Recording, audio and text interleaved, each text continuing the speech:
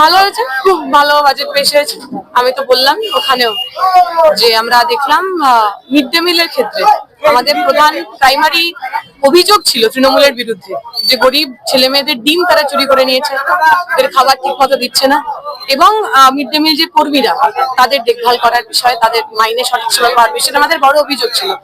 আমরা দেখলাম বিজেপি সরকার সেটা খানিকটা আউটসোর্স করে দিলেন ইসকনের মতো একটা ধর্মীয় সংস্থার ক্ষেত্রে, এবং তারা যে ধরনের রান্না বান্না করে তাতে প্রতিদিনের ডিমের ব্যবস্থা তারা আদৌ করতে পারবেন কি পারবেন আমরা জানি না।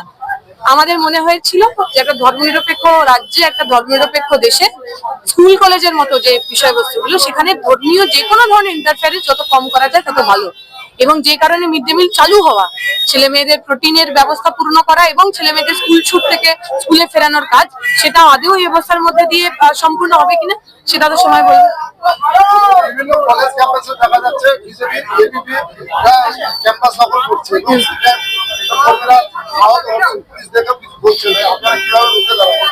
এটা আগের সময় থেকেই চলে আসছে। তৃণমূল যা যা কাজ করছিল বিজেপি সেই একই কাজ করবে। আমরা নির্বাচনের আগেও পই পই করে মানুষকে বোঝানোর চেষ্টা করেছি, যাহা তৃণমূল তাহাই বিজেপি।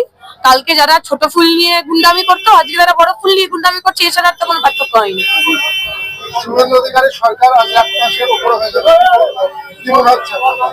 এইটা কিরকম মনে হচ্ছে? ওই যাদের বাড়িঘর গুলো ভাঙা গেল বুলডোজার দিয়ে, তাদেরকে জিজ্ঞেস করা উচিত যে বিজেপির সরকার তো 1 মাস হয়ে গেল, আপনাদের কেমন লাগছে? ওনাদের যেমন লাগছে আমাদেরও তেমনই লাগছে।